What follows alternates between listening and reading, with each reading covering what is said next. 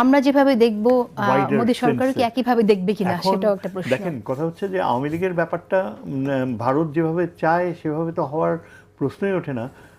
আর সেভাবে যাওয়ার মতো আমাদের যে বিপ্লবটা ঘটেছে ছাত্রদের, সে সে তাহলে তো সেই বিপ্লবের স্পিরিটই ডিফিটেড হয়ে যাবে। এবং এটাই এখানে একটা বড় প্রশ্ন।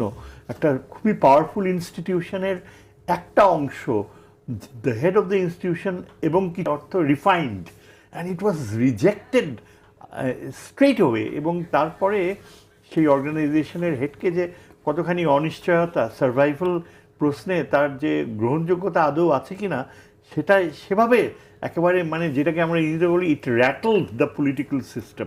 সুতরাং এই আর তাছাড়া আওয়ামী লীগ নিজেই নাকি তাদের নেতৃত্ব ঘোষণা করেছে যে তারা এই রিফাইন্ড আওয়ামী লীগে তারা বিশ্বাস করে না এবং আগ্রহী কারণ গেলে তখন হাসিনাকে যে সরিয়ে দেওয়া হয়েছে তাকে বৈধতা দেওয়া হবে।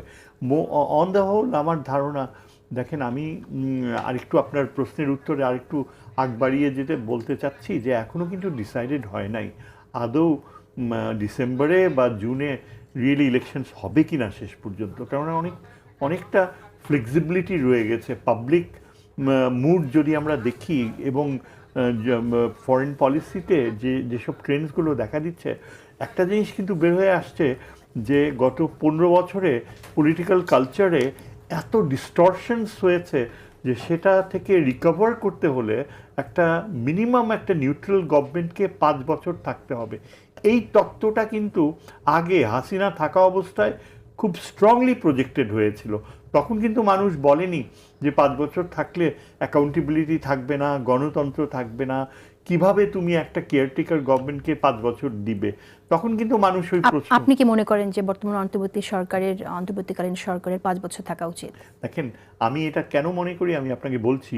আমি জানি যে অ্যাকাউন্টেবিলিটি থাকবে না, গণতন্ত্র থাকবে না, কেন থাকবে, কিন্তু আমার মনে হয় এই যে গত 15 বছরের যে পলিটিক্যাল কালচারে যে অ্যাবসলিউটলি ফ্যাসিজমে পরিণত হয়েছে, সেটার ব্যাগেজ এত পাওয়ারফুল যে এখন যে ডমিনেন্ট পলিটিক্যাল পার্টিটা, তারা যতই বলুক যে রিফর্মসের পক্ষে তারা জনগণের অধিকার ফিরিয়ে দেবে, কিন্তু হ্যাবিচুয়াল বাস্তবিক ক্ষেত্রে দেখা যায় যে তাদের প্রবণতাটা কিন্তু ইনক্রিজিংলি একটা ফ্যাসিস্ট সরকারের ক্যারেক্টারের দিকে যাচ্ছে। এবং তার বেস্ট প্রমাণ হচ্ছে যে রিফর্মসের কথায় প্রথম যেই প্রশ্নটা যে আপনারা কি 2টা টার্মের বেশি একটা সরকারকে অ্যাকসেপ্ট করবেন, না বলছে।